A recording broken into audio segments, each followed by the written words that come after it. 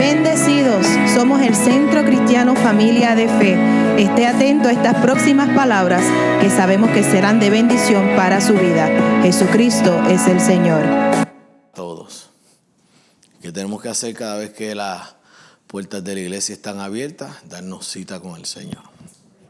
Amén. Y eso nos ayuda. Me avisas, baby. You recording? Okay.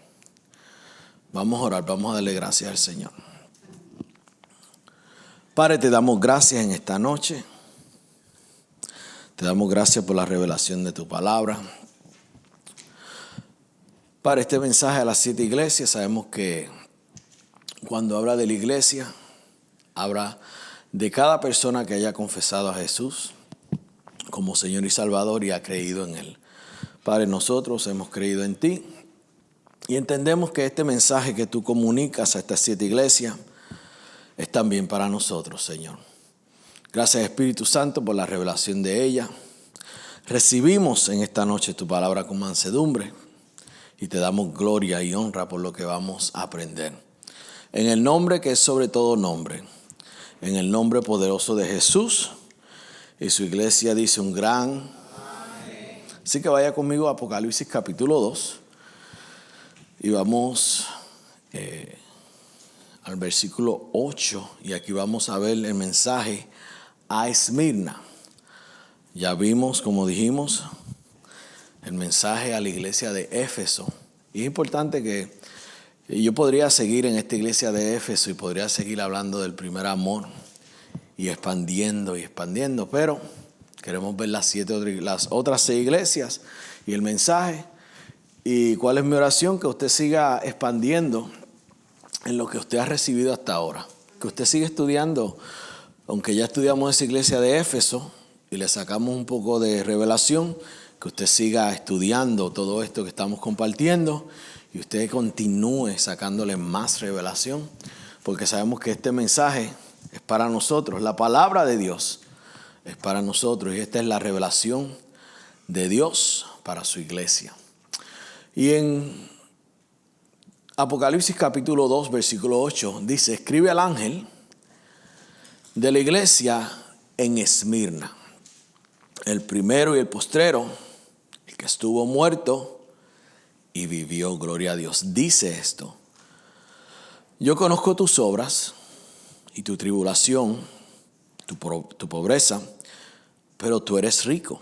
Y la blasfemia de los que dicen ser judíos y no lo son, sino sinagoga de Satanás. No temas en nada lo que vas a padecer. Y aquí el diablo echará a algunos de vosotros en la cárcel para que seas probados y tendréis tribulación por 10 días. Sé fiel, dice la palabra, hasta la muerte, y yo te daré la corona de la vida. El que tiene oído, oiga lo que el Espíritu dice a las iglesias. El que venciere no sufrirá daño de la segunda muerte. Aquí vemos a esta iglesia, Esmirna, y podemos decir mejor conocida como la iglesia perseguida, la iglesia sufrida. Y esta iglesia obviamente estaba bajo una fuerte persecución. Cada una de estas iglesias estuvieron bajo persecución. El hecho de que tú eres un hijo de Dios, de que tú eres un cristiano, eres un creyente, la persecución es parte de. Vaya conmigo rapidito a Mateo capítulo 5. Mateo. Y en el versículo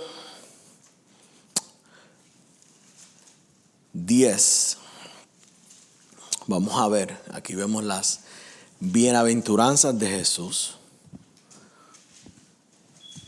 Lo que Jesús llama bienaventurados.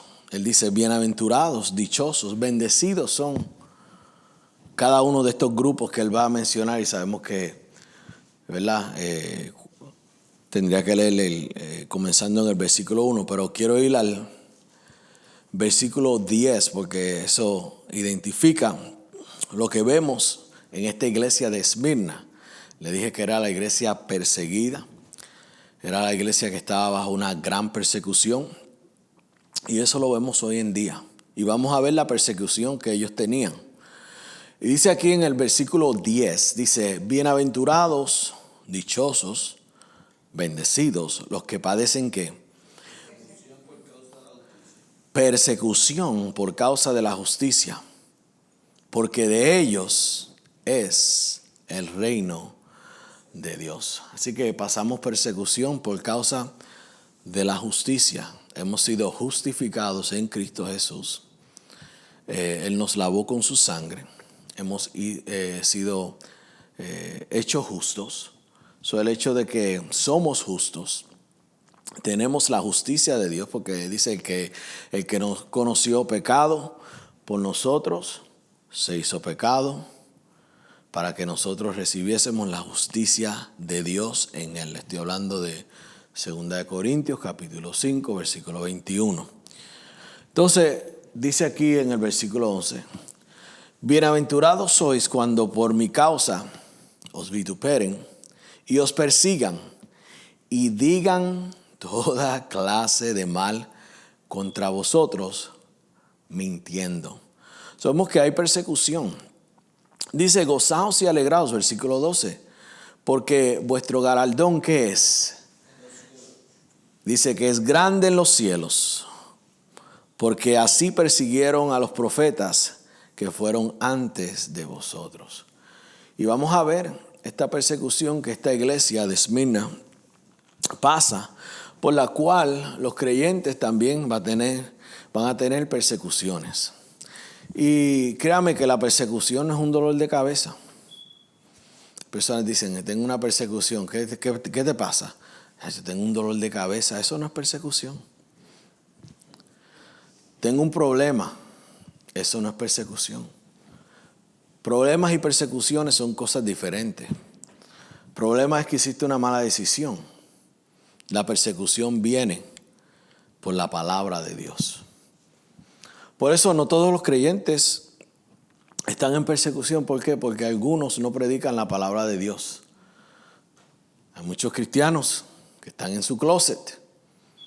Es más, si los arrestan por ser cristianos, a las 2 horas los dejan libres, porque no encuentran evidencia de que son cristianos.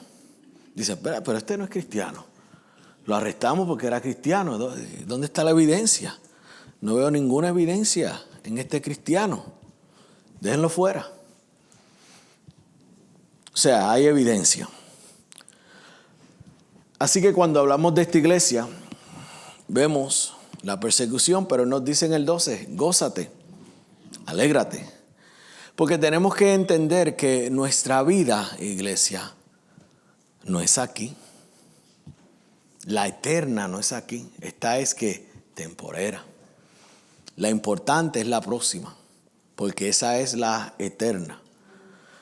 Entendemos que el día en que nosotros nos mudemos de este cuerpo, vamos a estar en la gloria del Señor. Y no vamos a querer regresar. Y sabemos que vamos a estar con el Señor, ¿se acuerdan? Lo leímos en Tesalonicenses, para siempre. Nunca va a haber separación del Señor. Así que vamos a comenzar aquí con esta iglesia. Y Esmirna era una gran, hermosa ciudad. Era una ciudad de mucha cultura y aprendizaje, y ellos realmente se la echaban porque reconocían, ¿verdad?, qué ciudad poderosa eran. Era una ciudad excelente y reclamaba ser la gloria de Asia. O sea, una ciudad bien popular. Y cada una de estas iglesias y estas ciudades eran importantes. Esmirna era una ciudad rica, tenía gran comercio. Y sabemos que en el mercadeo ellos eran conocidos por su rico vino. Ellos estaban en el comercio del vino. Y el vino en esos tiempos, y aún sigue siendo, algo muy, ¿verdad? Comercial. Y vemos que ellos, ¿verdad? En sus negocios, como Éfeso, eran ricamente, en lo comercial tenían mucho poder. Ahora vemos que también era una ciudad que estaba profundamente comprometido con la idolatría y con los dioses paganos. Y su adoración era el emperador romano. Ellos adoraban al emperador, también como a los dioses paganos. ¿Se acuerdan? Que lo hacía Éfeso también. Júpiter, todos esos dioses, ¿se acuerdan? Que ellos tenían. Y ellos adoraban, por eso eran idólatras. Pero la adoración de aquellos dioses paganos estaba muriendo y el verdadero enfoque estaba en la adoración del emperador romano. Quiero que vea esto. En el año 23 después de Cristo, Esmirna se ganó el privilegio para construir el primer templo para adorar el emperador César Tiberio. Vemos que era una ciudad, ¿verdad? Obviamente que el gobierno romano gobernaba. Y aquí vemos que bajo este rey, este emperador, fue cuando el apóstol Juan fue arrestado y fue exiliado a Patmos, ¿se acuerdan? Y mientras él estaba exiliado en Patmos, ¿qué sucedió con el apóstol Juan? Estamos hablando ahora, iglesia. Dios le dio la revelación ¿de qué? Del Apocalipsis. ¿Dónde se la dio? En Patmos, cuando estaba en el exilio. Vemos que había una gran persecución. Y entonces el emperador se hizo Dios, se hizo Señor, y era obligatorio adorarlo una vez al día. Y esto fue hecho a propósito. ¿Por qué? Porque él sabía que los cristianos no iban a doblar rodillas. Sabemos que la persecución era ¿contra quién? Los cristianos. Y todo aquel que no quisiera adorar a este llamado Señor o Dios, emperador César, ¿cuál era su fin? Su fin era ejecución, era muerte. Simple. ¿Adoras, sí o no? No. Eres arrestado, no hay juicio, no hay sentencia, sino que la sentencia realmente es muerte, ¿cómo? Arrojado a los leones, bajo, ¿verdad?, todos estos espectadores que habían. Esa era la consecuencia de ellos rehusarse a adorar a este Dios. Se llamaba Dios, pero sabemos que era un hombre, y sabemos que cuando su espíritu y su alma se separase de su cuerpo, ¿para dónde iba? Iba a reconocer que hay un Dios verdadero. Porque la Biblia dice que en su nombre doblará que toda rodilla en el cielo, en la tierra, y ¿dónde más? Y aún debajo de la tierra, toda rodilla va a doblar. Sabemos que si el cristiano quería adorar, lo que tenía que hacer es quemar una pieza de incienso y decir esto: César es el Señor. Eso está fuerte. Eso era lo que tenían que decir. Obviamente los cristianos que no se habían vendido, que amaban a Dios, que realmente eran cristianos, se rehusaban, y como dije, ellos se iban a conformar a la muerte que iban a recibir. Y vamos a ver algo interesante más adelante. Aquí vemos que Jesús se describe a sí mismo en la iglesia de Esmirna. Él dice: yo soy el primero y el postrero, que es el último, ¿verdad? Ahora esto es poderoso. Dice: el que estuvo muerto, ¿y qué más? Y vivió. ¿Cuánto le dan gloria a Dios que Cristo vive? Que el hecho de que, escucha, tú tienes que entender eso. El hecho de que Él vive, tú y yo vivimos. Porque si Él no hubiese resucitado, tú y yo ahora mismo estuviéramos, ¿qué? muertos también. Porque nosotros fuimos resucitados juntamente con Él. Y Él dice, yo soy el primero, el que estuvo muerto y vivo. Así que vemos aquí a Jesús reconociendo que Él es Señor, que Él es el primero, que Él es el último.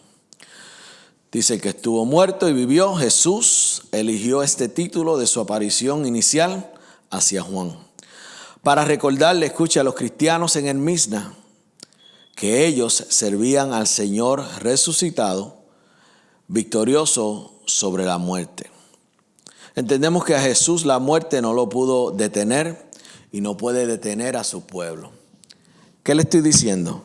Sabemos que si ellos no adoraban, había una ejecución, había una sentencia de muerte.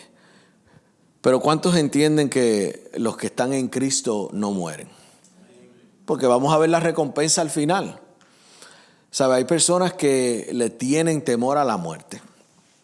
Hay personas que le tienen miedo a la muerte. Y Jesús quería hacerles saber a esta iglesia, porque Él sabía su condición, que era una iglesia perseguida, era una iglesia sufrida. Él dice, yo quiero decirte que para ti no hay muerte. Que aunque tú seas ejecutado a muerte aquí en la tierra, en mí tú vives para siempre. ¿Cuántos saben que eso es esperanza? Así que Jesús quería asociar con la muerte la victoria final de su resurrección. Por eso Él dice, yo soy el que murió y el que vive. Yo soy el primero y el último. Y Él quería hacerles a ellos reconocer, saber que en mí hay vida. Que el que en mí muere, en mí vive. Y eso lo vemos en Romanos capítulo 6, pero por el tiempo. Así que vemos aquí que algo bien importante. Entonces, el nombre de Esmirna, para los que están anotando, viene de la palabra mirra. Y mirra sabemos que es un perfume de olor, que es dulce, utilizado para embalsar a los cuerpos muertos. En otras palabras, Jesús dice que el que muere en mí es olor fragante. ¿Cuántos han visto esa escritura? Eso está en 2 Corintios capítulo 2. Dice que Él siempre nos da ¿qué? La victoria. Y que para Él tú y yo somos olor fragante. Pero el que no muere en Cristo no es olor fragante, sino que huele ¿a qué? A muerto. Y tú y yo entendemos que cuando dice que somos olor fragante, quiere decir que estamos ¿qué? Ungidos con mirra. O sea, hemos sido ungidos con esa mirra, con ese buen olor grato para el Señor. Jesús conoce a los cristianos en Esmirna. Él dice, yo conozco tus obras, tu tribulación, tu pobreza. Escuche esto. Pero tú eres rico. Y la blasfemia de los que dicen ser judíos y no lo son, sino sinagoga de Satanás. Cuando dice yo conozco tus obras, Jesús conocía las obras de la iglesia de Éfesos y también de Esmirna. Vemos que Él conocía, número uno, su tribulación. ¿Qué más? Su pobreza. Él conocía cada una de estas tribulaciones.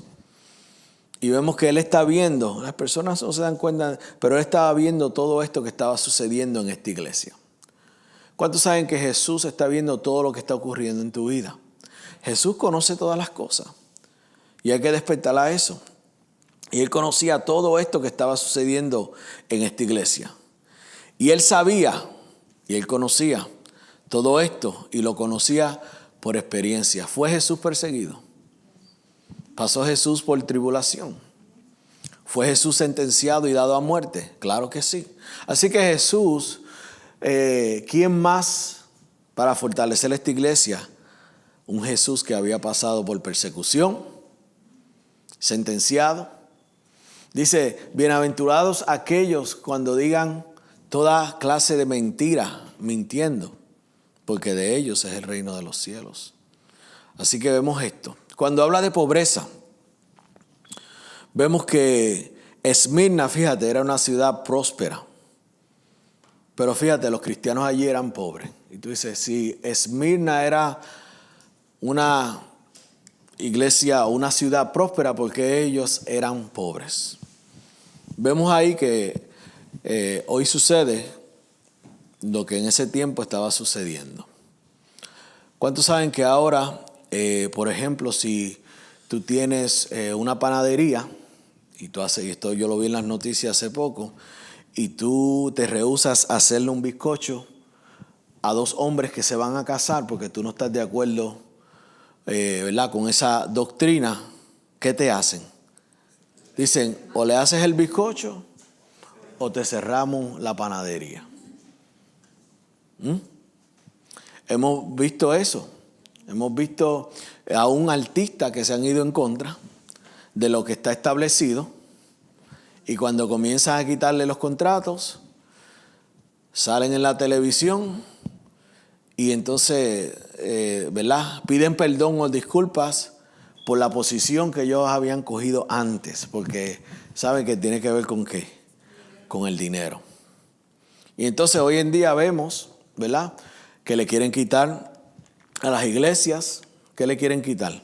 La excepción de no pagar contribuciones. Dicen, si tú no casas a dos homosexuales, a dos lesbianas, si tú no estás a favor de esto, de lo otro, te vamos a quitar el que seas exento de estas contribuciones y te lo vamos a hacer difícil.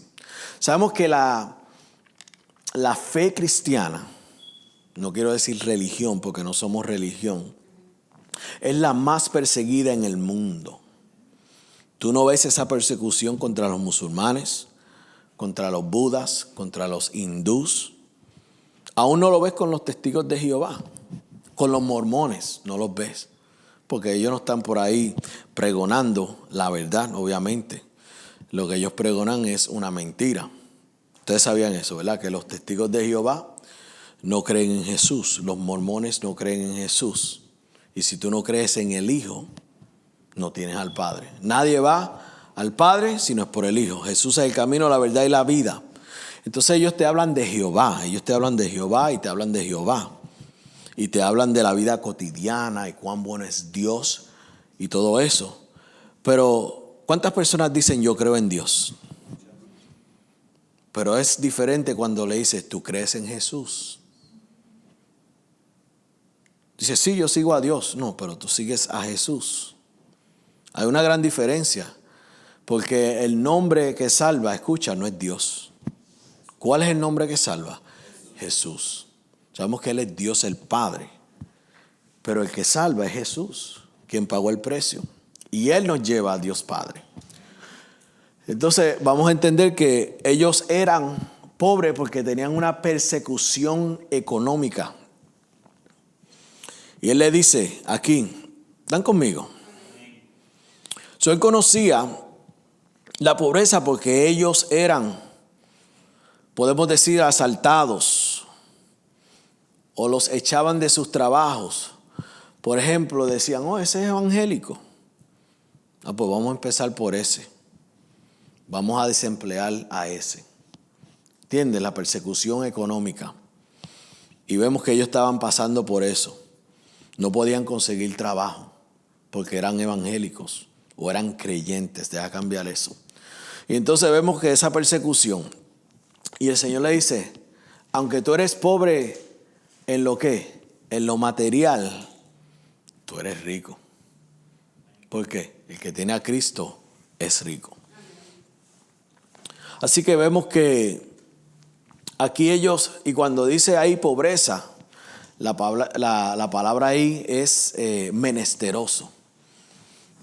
Porque está pobre, pero está pobre. ¿Sabe que una cosa es que tú estés en el piso y otra es que tú estés debajo del piso? Y ellos estaban en una situación, en una persecución realmente que era algo que el Señor había visto y era una persecución económica fuerte.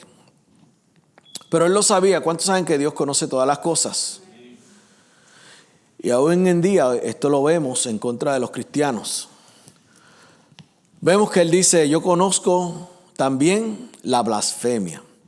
Jesús conocía el abuso de estos cristianos, lo que ellos soportaban en las manos de estos, podemos decir, hombres, porque los que se dicen ser, ¿qué? Judíos. Y esto es importante. Vemos aquí que él dice, está la blasfemia por aquellos que se dicen ser judíos. ¿Y qué dice? Y no lo son.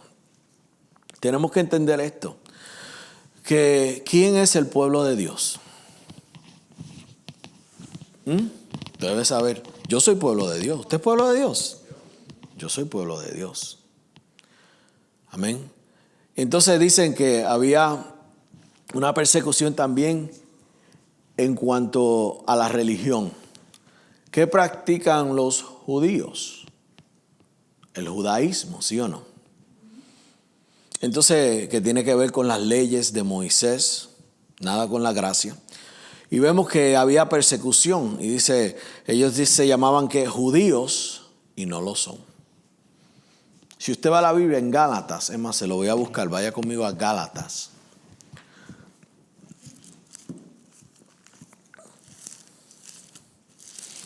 ¿Quién es pueblo de Dios?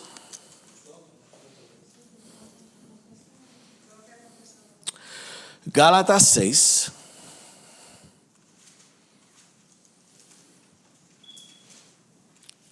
Gálatas 6, versículo 13. Y había una persecución también religiosa, económica, religiosa. Por eso está en la iglesia conocida como la iglesia perseguida. Y fíjate que al final del día, esta es una de las dos iglesias que el Señor no reprende. No las reprende por su persecución. Él sabía por lo que estaban pasando. Y dice aquí en el versículo 13 de Gálatas 6. ¿Están conmigo? Dice, porque ni aun los mismos que se circuncidan guardan, ¿verdad? Gálatas 6:13, ¿están conmigo? Guardan la ley, o sea, cumplen la ley. Pues sabemos que estaba lo que llamamos la circuncisión. ¿Se acuerdan? En el Antiguo Testamento, todo aquel varón que estaba circuncidado era considerado un varón que tenía pacto con Dios, era pueblo de Dios. Aún los que no eran judíos, si se unían al pueblo de Dios, tenían que circuncidarse, porque esto era pacto con Dios. ¿Se acuerdan? Todo esto empezó con Abraham. Entonces vemos que todo aquel que no se había hecho circuncisión pues era considerado un incircunciso. ¿Se acuerdan cuando David fue a confrontar a Goliat y le dice, ¿quién es este incircunciso? O sea, ¿quién es este que no tiene pacto con Dios?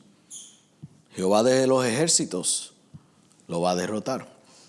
Y vemos aquí que dice que estos que se circuncidan, o sea, que eran judíos, eran de la ley, estaban en el judaísmo, estaban operando bajo la ley de Moisés. Ellos mismos no guardaban la ley, pero quieren que nosotros os circuncidéis. Está hablando de los gentiles. ¿Está conmigo? O tú eres judío por nacimiento, o si tú no eres judío, tú eres gentil. ¿Están conmigo? Judío es todo aquel que ¿verdad? Es del pueblo de Israel, de carne y sangre. Y gentil es todo aquel que es de carne y sangre, pero no de Israel. Dice, para gloriarse en vuestra carne. Versículo 14, pero lejos esté de mí gloriarme. Este es el apóstol Pablo, acuérdese. Sino en la cruz de nuestro Señor Jesucristo. Porque en el mundo me es crucificado a mí y yo al mundo. Esa es una buena escritura que usted debe poner en la pared. Porque ¿qué dice ahí el apóstol Pablo? Que en el mundo me es que crucificado a mí. ¿Cuántos saben que tú y yo tenemos que tener este mundo crucificado? Y esta es una buena escritura para la cual es bueno cuando usted se levante por la mañana decir, wow, el mundo me es crucificado a mí y yo al mundo. Es una buena escritura. Porque en Cristo Jesús ni la circuncisión, ¿en qué? En Cristo. ¿Cuántos saben que tú y yo no estamos bajo la ley, sino que estamos bajo la gracia? Y bajo la gracia, ya la ley no tiene poder. Amén. Porque sabemos que la ley tenía un propósito. Y era revelarle al hombre que era un pecador, sin esperanza. Pero gloria a Dios por Jesucristo, porque Él es nuestra salvación y nuestra esperanza. Porque en Cristo Jesús ni la circuncisión vale nada, ni la incircuncisión, sino que, iglesia, ¿qué dice ahí? Sino una nueva creación. ¿Usted sabe cómo usted coge a los legalistas y le da pela con esa escritura? ¿Sí? ¿Cuáles son los legalistas? ¿Quiénes son los legalistas? Los que viven bajo la ley, pero lo triste es que ellos mismos no la cumplen. Ellos mismos no la cumplen. Tú ves personas que tienen la falda bien larga y se amarran tanto el pelo que la frente le llega aquí atrás. Gloria a Dios. Pero entonces ellos que juzgan, porque todo aquel que está bajo la ley es una cosa hace, juzga y condena a otros en lo que ellos mismos no hacen. Tú sabes, cuando una persona no juzga ni condena, porque esa persona está bajo la gracia y conoce, Señor, wow, ¿cómo yo puedo juzgar a esa persona de donde tú me sacaste a mí, donde tú me limpiaste a mí, lo embarrado que yo estaba? Y tú me diste amor, misericordia. Me perdonaste. ¿Cómo yo puedo juzgar a aquel en su condición? Pero el que tiene la ley condena y sentencia. Y él dice aquí, mira, ¿qué es lo que vale? Una nueva creación. Y eso tú lo puedes poner ahí con Romanos 6:4, 6:5, 6:6, y lo puedes poner con 2 Corintios 5:17. En Cristo Jesús, el que está en Cristo, ¿qué es?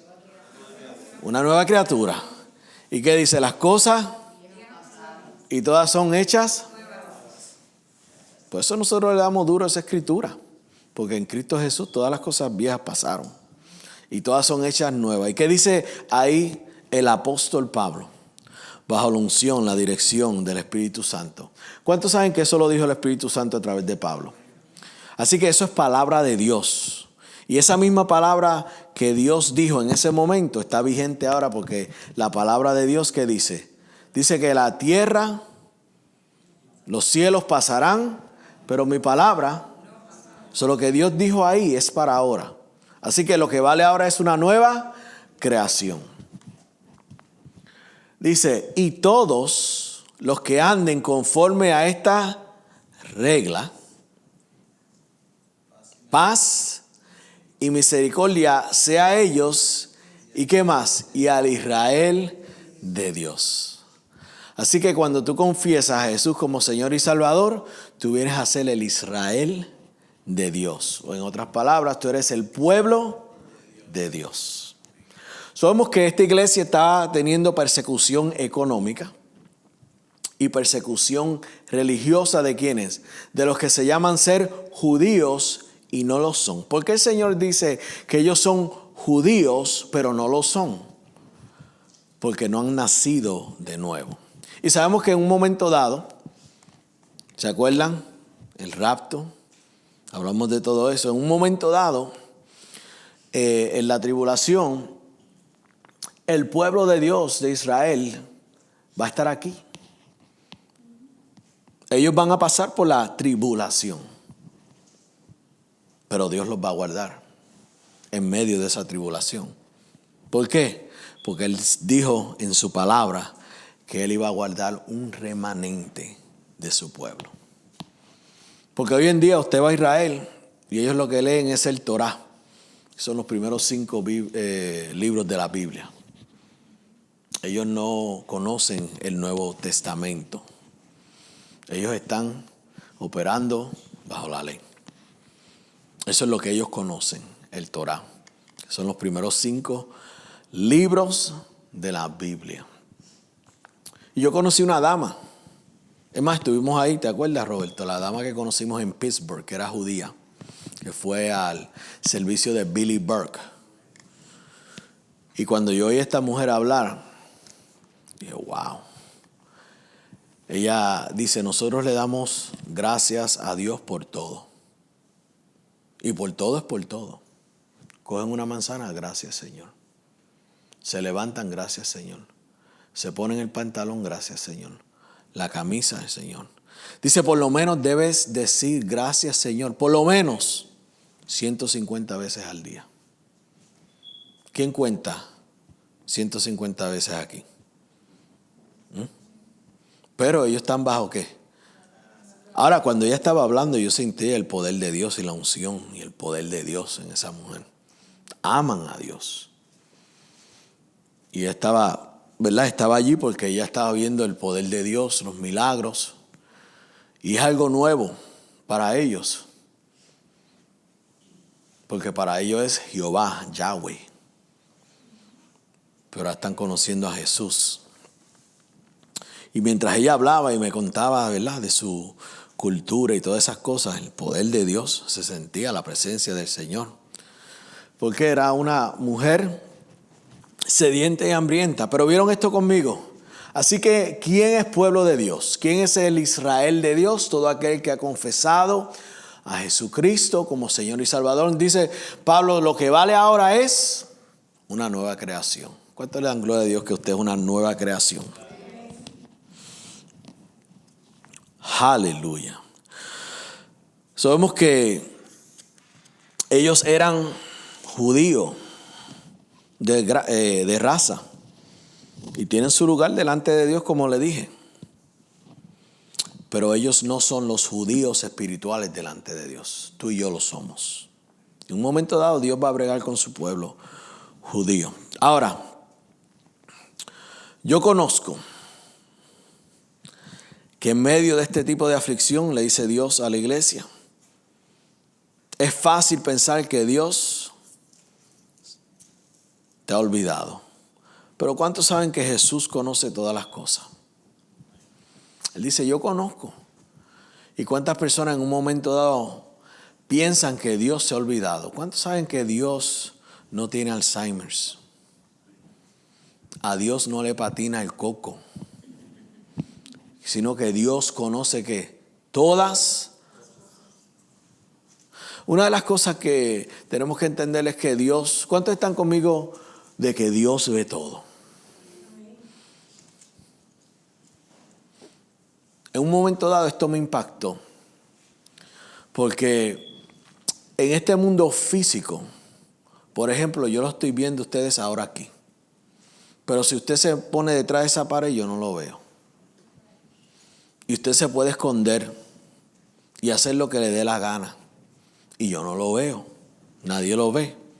Y usted se aparece aquí con una sonrisa. Una persona bien chévere. Pero detrás, ¿verdad?, de lo escondido, ¿cómo es esa persona? Por eso algo que me impactó un momento dado años atrás, cuando este pastor dijo, tú eres lo que tú haces cuando nadie te ve. Tú eres cuando tú estás solo, que nadie te está viendo. Eso es lo que tú eres. Y entonces entendemos que Dios ve todas las cosas. ¿Quién más ve todas las cosas? Escucha, eso incluye los ángeles y eso incluye los demonios. Por eso Satanás te quita autoridad, porque él sabe cuando las personas están involucradas en pecado. ¿Por qué? Ellos lo ven. Tú no te puedes esconder de Dios. Los ángeles te ven. Y los demonios también. Porque en el mundo espiritual no hay nada que esconder. Todo está desnudo y transparente. Cuando las personas cogen esa revelación, van a ser libres. ¿Por qué? Dice, es que no vale la pena hacer nada escondido porque no lo puedo hacer a escondidas. ¿Qué estoy escondiendo? Dios lo ve, sí, pero Él me perdona. Los ángeles lo ven, sí, ellos lo escriben. Eso está en Eclesiastés capítulo 5. ¿Y qué van a hacer los demonios? Entrar por esa puerta. Por eso tenemos que estar conscientes. Y dice aquí, yo conozco toda aflicción. Aquí vemos lo que Jesús piensa de esta iglesia. Dice, ¿tú eres rico? ¿Cuántos dicen gloria a Dios? ¿Cuántos saben que tú y yo somos ricos? El que está en Cristo Jesús es rico. Cualquier circunstancia externa dice que el cristiano de Esmirna era pobre y aún destituido porque estaban bajo esa persecución económica. Pero vemos que Jesús mira a través de las circunstancias y Él pudo ver que ellos en verdad eran ¿qué? Ricos. ¿Qué es lo que Dios mira, iglesia, por favor? Dios mira el corazón. ¿Cuántos saben que Dios es espíritu? Vemos que cuando tú hablas de espíritu, los espíritus ven en dónde, en el mundo que es espiritual. ¿Cuántos se acuerdan cuando Jesús confrontó a este hombre endemoniado, el gadanero? Ellos vieron a Jesús venir desde allá. Y ellos dicen, tú eres el santo de Dios. Ahora, ¿tú ves eso por el exterior o por el interior?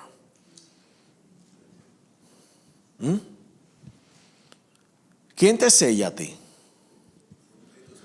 Amén. Y por eso Dios conoce los suyos. Porque Dios dice, este es mío, este es mío, este es mío. Porque hemos sido que sellados por el Espíritu Santo. Y eso es lo que Dios mira. Él no mira el exterior, porque el exterior no le dice nada a Dios. Tú puedes estar vestido de blanco, bien lindo. Para Dios es el interior. O sea, no tiene nada que ver con el exterior. Y entonces, Él le dice a esta iglesia, yo sé lo que están pasando, pero ellos son ¿qué? Ricos. Vemos que Él ve a través de estas circunstancias que ellos estaban pasando. Ellos eran dulce fragancia.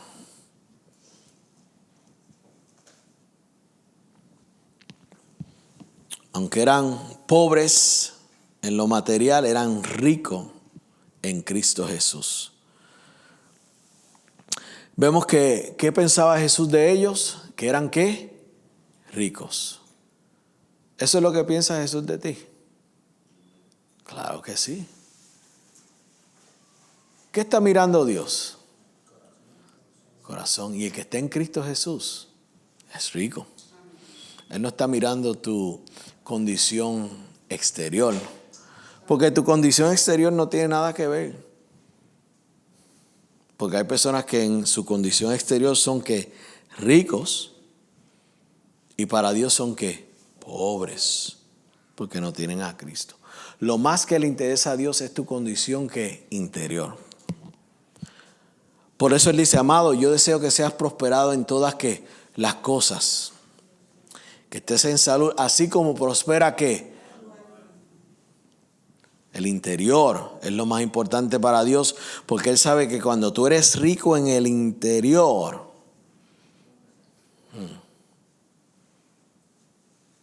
eso te va a llevar a todo aquello en el exterior. Eso era lo que Él pensaba de ellos. Fíjate que es en contraste, y eso lo vamos a ver, a la iglesia, la última iglesia, la Odisea. Era un contraste con esta iglesia, la última iglesia. Por eso yo quiero que te vayas leyendo estos capítulos, para cuando nosotros entremos en ellos, usted tenga más revelación. Pero la Odisea, ellos eran ricos, y Él le dice, tú eres rico, tú dices ser rico, pero eres ¿qué? Pobre. Apocalipsis 3:17 te lo dice. Somos el contraste de esas dos iglesias. Y él le dice a esta iglesia, tú eres rico. El contraste de esta pobreza material y riqueza espiritual de los cristianos en Esmirna nos recuerda de que no hay nada realmente, no hay nada inherente espiritual en cuanto a ser rico. O sea, que en lo espiritual, ¿qué es lo que te hace rico? Cristo te hace rico. ¿Y qué te hace pobre? El no tener Cristo. O sea, tenemos que entender esto. ¿Cuántos le dan gloria a Dios que son ricos? Porque están en Cristo Jesús. Ahora vea que entienda esto, obviamente. Las riquezas materiales son un obstáculo para el reino de Dios. Escuche, un obstáculo en el cual algunos no logran vencer. ¿Cuántos se acuerdan del joven rico? Era billonario, pero le faltaba ¿qué? La salvación. No hay nada de malo con tener dinero. ¿Cuántos dicen amén? No hay nada, porque el dinero en sí no es malo. Es la condición del corazón de la persona. Porque si yo tomo el dinero y bendigo a la iglesia, bendigo el ministerio, bendigo el reino de Dios, ¿estoy usando el dinero bien? ¿Sí o no? Dice, ¿dónde está tu tesoro? El hijo mío compartió, él leyó este libro. Porque él estaba hablando, ¿verdad?, del rechazo. Pero no el rechazo en que las personas un rechazo que mi papá me rechazó, mi mamá me rechazó, mi hermano. No. Él estaba hablando de que cuando personas van a abrir negocios o algo, ellos mismos a veces piensan en que les van a decir que no. ¿Se acuerdan? El cuento que la pastora dio del hombre que dice, necesitaba ayuda y dice, cuando toque esa puerta no me van a abrir la puerta. ¿Se acuerdan? Él estaba diciendo, la de la goma. Y cuando fue allí, no me abras la puerta nada, porque ya estaba convencido. Y entonces esta persona, la cual estaba leyendo el libro, cristiano, una persona que dona su dinero y da su dinero a todo lo que tiene que ver con el reino de Dios. ¿Ves? Ahora, si dan el dinero para la Budweiser, si dan el dinero para causas que son anticristo, para el aborto, para todas esas cosas, pues entonces vemos que el dinero no es malo. Si el dinero tiene que ver con las drogas. Así que el problema no es el dinero. El problema es si el dinero te tiene a ti, como en la ocasión de ese joven rico. Él no tenía dinero. El dinero lo tenía él. La persona que tiene dinero es la persona que sabe usar el dinero. ¿Están conmigo? Por eso, una de las cosas que le he estado hablando es, cuando hablamos de los diezmos y de las ofrendas, no tiene nada que ver con el dinero. Ese es el vehículo. Todo esto tiene que ver con tu corazón, tu confianza en Dios. Si doy una ofrenda, las personas piensan, si doy una ofrenda, ¿cómo eso me va a afectar económicamente? Bueno, si estás pensando cómo te va a afectar económicamente, tu confianza está en el dinero. Porque todo lo que damos en el reino de Dios lo damos por fe. Si tú dices, yo siento dar una ofrenda y la doy. Yo declaro que esta es una iglesia ofrendadora en el nombre de Jesús, porque son prósperos en sus mentes y en sus almas. Y en su corazón son ricos, porque tienen a Cristo. Y por eso, ahora ves, usted ve que la persona que siempre critica la prosperidad, usted ¿Usted se ha dado cuenta que esas personas no tienen dinero? Las personas que tienen dinero no critican la prosperidad. Pero las que no tienen son los que la critican. Y esos son los que deben abrazar la prosperidad para que no sean pobres más. Porque una persona que está falto de recursos, ¿verdad? Está falto de recursos y no puede dar para bendecir una obra, ¿verdad? Pero si tú dices, Señor, tú sabes que yo no lo tengo, pero lo quiero dar. ¿Cuánto sabes que el Señor lo va a poner en tu mano?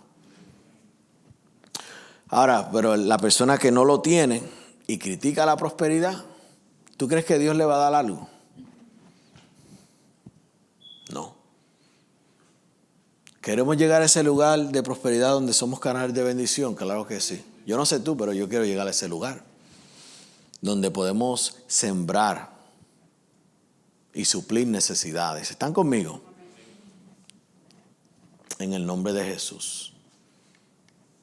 Así que el dinero no es malo. ¿Están conmigo? Es como tú usas el dinero. Mira lo que nos dice.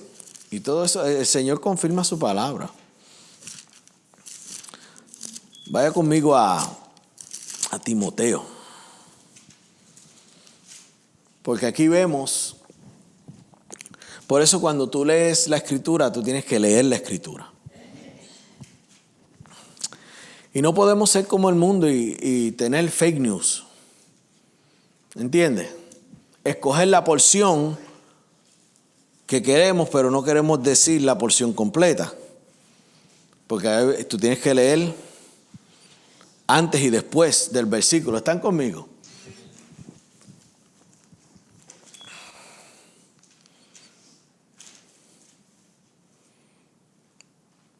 Le dije Timoteo, capítulo 6, 1 Timoteo.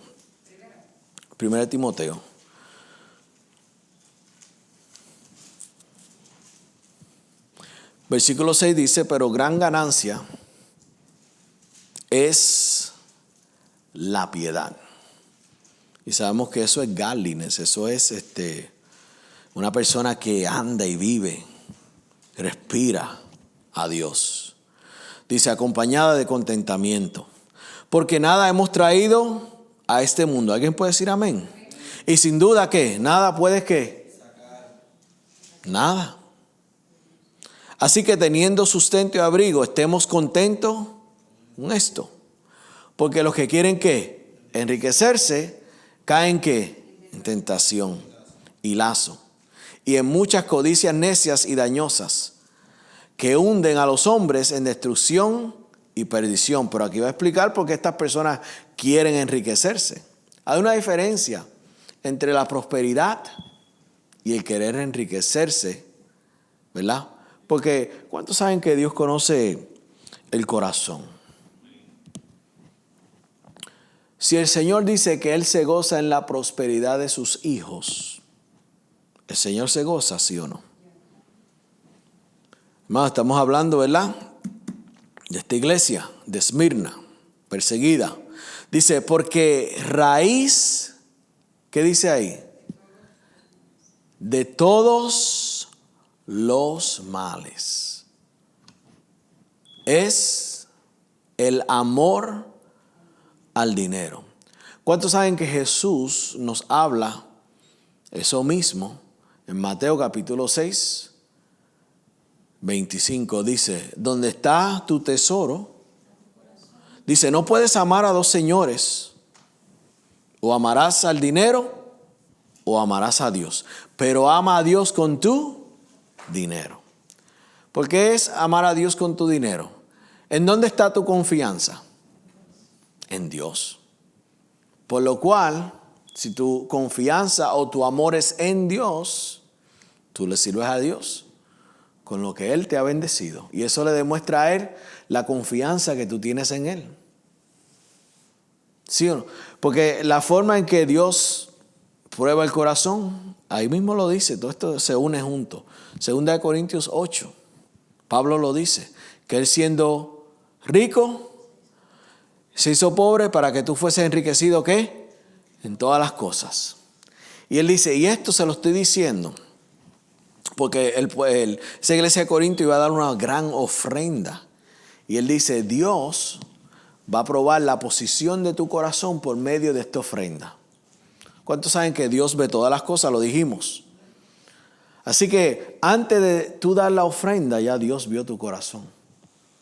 Es más, te lo puedo poner así, esto lo hemos dicho antes. La ofrenda que te mueve a ti es la ofrenda que mueve a Dios. ¿Están conmigo? Porque ahí Él prueba tu corazón. ¿Dónde está tu corazón? Y realmente, ¿dónde está tu confianza? Por eso el apóstol Pablo dice, con dinero y sin dinero, confía en Dios. Dice, yo sé tener mucho, sé tener poco, sé tener abundancia, pero eso no mueve mi corazón en cuanto a Dios. Con abundancia le sirvo a Dios con todo mi corazón. Sin nada le sirvo a Dios con todo mi corazón. Porque Dios lo que está mirando es ¿qué? El corazón. Dice aquí, la raíz de todos los males es el amor al dinero, el cual codiciando algunos, mire esto, se extraviaron de la fe y fueron traspasados, ¿qué dice ahí? De muchos dolores. Ahora, mira lo que nos dice aquí. Versículo 17 ahí mismo. ¿Están conmigo? Dice, a los ricos de este mundo. Sabemos que van a haber ricos en este mundo. Porque Dios se hizo pobre para que fuese enriquecido. Van a ver aquellos que conocen el llamado de Abraham, de ser bendición a las familias de la tierra. Dice, a los ricos de este siglo, Él les da un consejo. Que no seas ¿qué? Altivo, orgulloso. Ni pongas las esperanzas ¿qué? En las riquezas, las cuales son inciertas, sino en el Dios vivo, que nos, dice ahí, que dice que nos da todas las cosas ¿cómo? ¿Cómo nos da todas las cosas? Iglesia, ¿cómo nos da todas las cosas? ¿Para qué? ¿Qué dice ahí? ¿Cuántos están leyendo conmigo? Para que las disfrutemos. Que hagan bien. Dice que sean ricos en buenas ¿qué? Obras. Dadivosos, generosos. O sea, Dios dice, sé rico en todo. No seas pobre en ninguna área, sé rico en todo. ¿Están conmigo? Atesorando para sí buen fundamento para los porvenir. Echen mano a la vida que eterna. ¿Están conmigo? Ahora, vemos que no somos así. Aquellos que tienen la motivación de querer enriquecerse por la codicia. No, el motivo de la iglesia de Dios prosperar como hijos de Dios. Él es nuestro Padre, somos sus hijos. Él es el dueño de todo el oro y la plata. Es el motivo de la prosperidad, escucha. Es para ser de bendición. No es para ti. No es para avaricia, no es para codicia. Es para tú ser un canal de bendición. Y escucha, Dios conoce tu corazón. Así que si el motivo de enriquecerte es para ti, no es de Dios. Si el motivo de prosperar es para ser usado en el reino de Dios, eso sí es de Dios. ¿Están conmigo? Y eso es lo que queremos ser. Canal de bendición. Y vemos que el apóstol Pablo en 2 Corintios 9, 6 en adelante, dice como este ministerio le da gloria a Dios. ¿Están conmigo? Que cuando tenemos la habilidad de suplirle a alguien que está en necesidad, eso trae gloria a Dios. Yo me gozo con este pastor en Atlanta que ya ha regalado más de 40 casas. ¿Quién le gustaría regalar casas aquí? Amén. Carros. O sea, vemos que ven a alguien que está en necesidad. Eso es de Dios, ¿sí o no? Porque las 40 casas podían ser para él. Pero eso no es de Dios. ¿En cuántas casas tú puedes vivir? En una.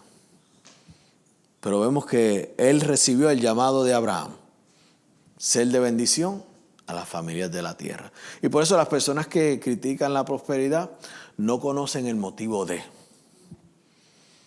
¿Ves? ¿Cuántas veces se han oído? Eso es para enriquecer a los pastores. Eso es para esto, eso es para lo otro. Porque hablan, usted sabe que el que critica es porque no tiene el conocimiento. Muchos son ignorantes al conocimiento.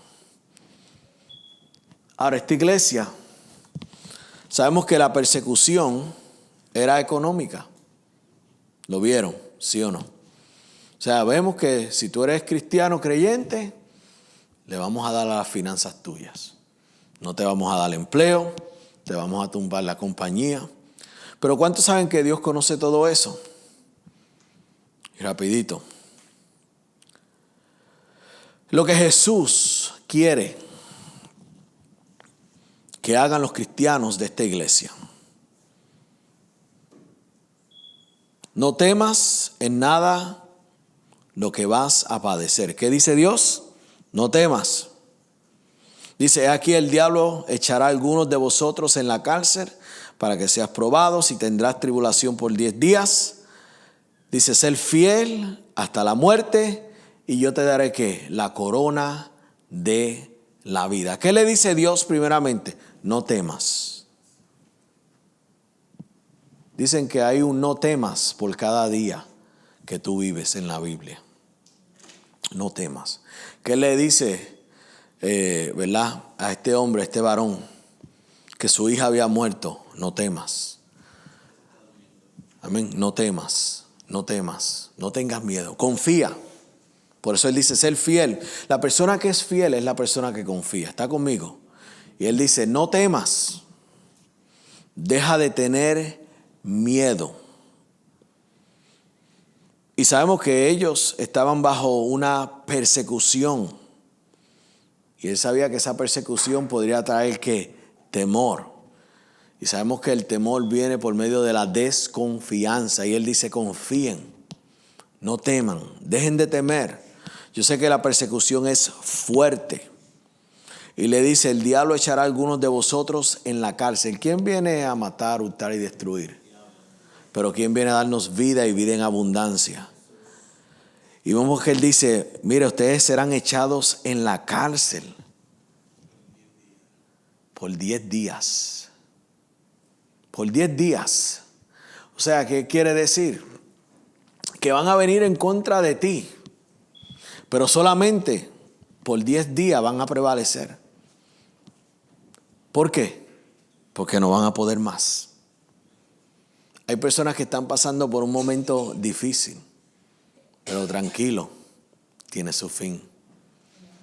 Sabemos que hay situaciones por las cuales estamos pasando, pero dale gloria a Dios porque hay fin. Él dice por 10 días. Antes de que tú sepas, ya esos 10 días pasaron. Pero sabemos, fíjate que en ese tiempo, cuando echaban los cristianos en la cárcel, escuche, la sentencia era muerte.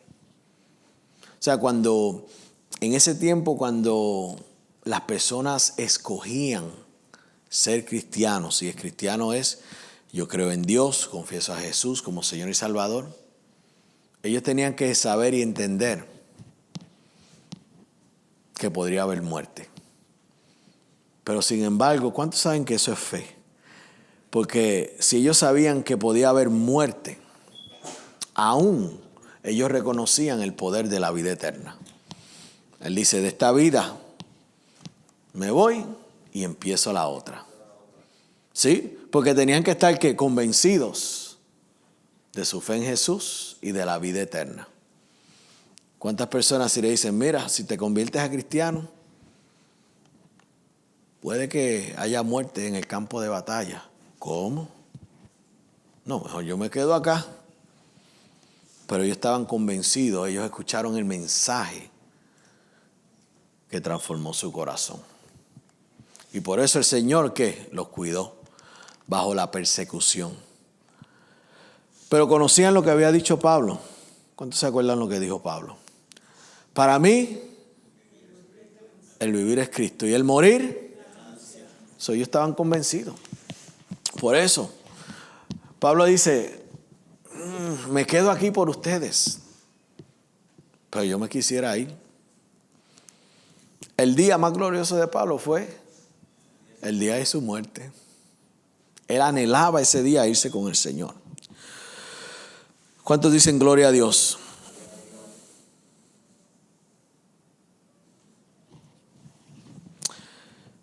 Vemos aquí,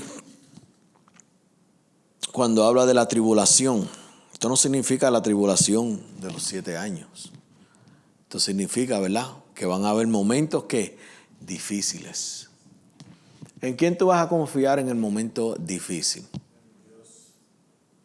Hermanos, aquí en Estados Unidos, esto no se compara con la tribulación que tú ves en otros lugares.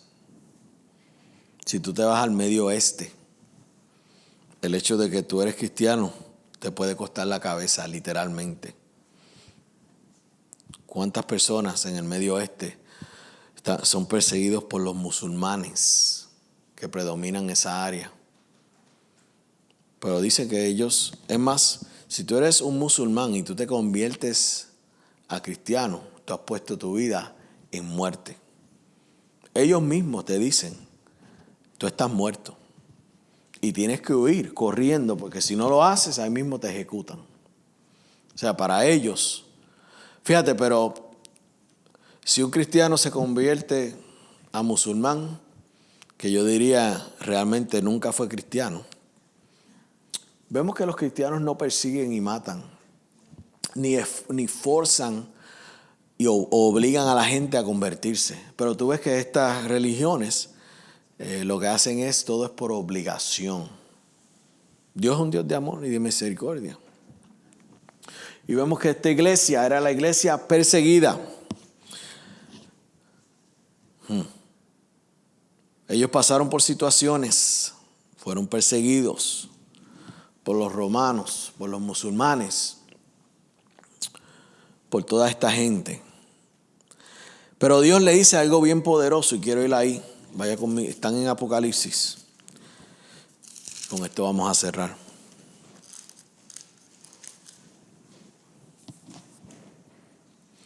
Le dice, vienen estos 10 días.